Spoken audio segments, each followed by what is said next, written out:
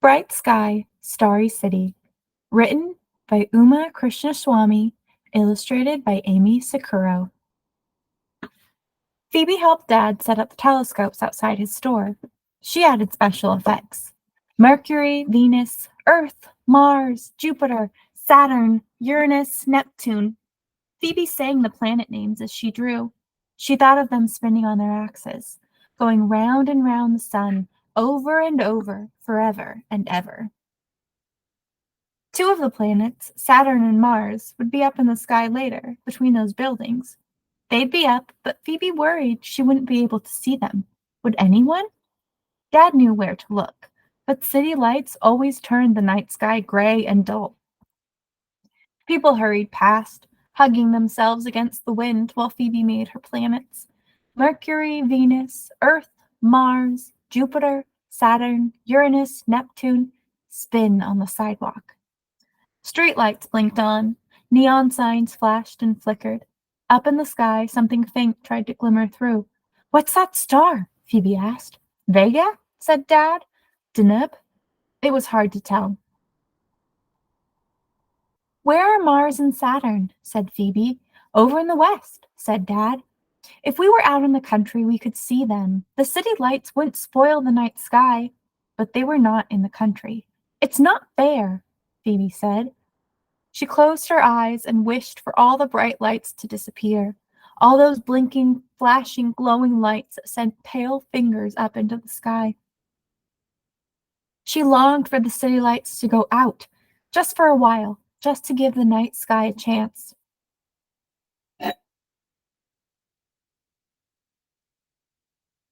The wind whistled.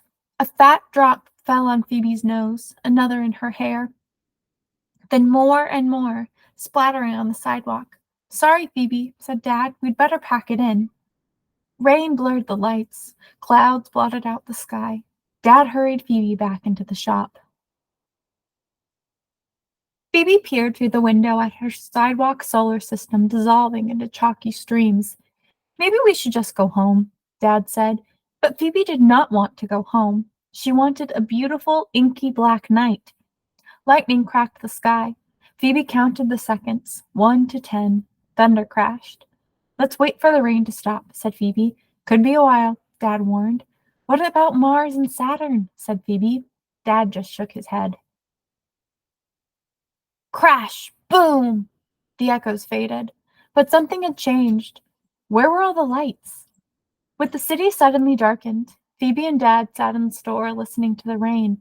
At last, at long, long last, the downpour slowed from torrent to shower to pitter, patter, drip. Phoebe had never heard anything so glorious. When the last drops had fallen, when the wind had died down, and the last clouds were gone, Phoebe and Dad ventured outside. Above the newly washed city, with the power still out, glowing, sparkling, gleaming lights painted the night, some faint, some brilliant, some clustered together, and some scattering fiercely through the inky darkness. Stars in the hundreds, some in constellations that Phoebe had only ever seen in pictures. And there they were, right where they should be, two bright and steady points of light, Saturn and Mars, close to each other in the western sky. People milled around, talking, pointing, laughing, looking all at once, all together under the stars. Phoebe squinted through the telescope at Saturn dazzle, misty, magical, floating rings, and the faint dot of the planet's biggest moon.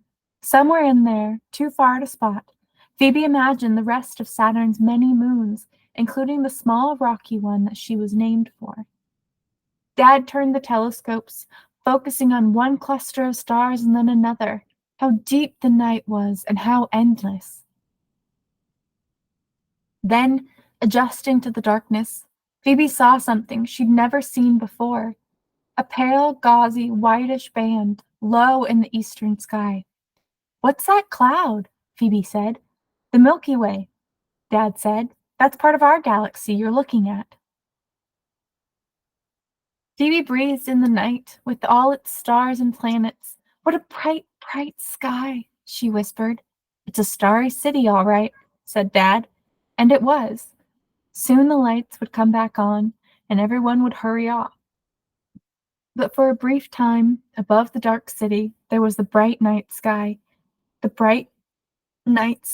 with the stars in their constellations and the planets wheeling in their orbits.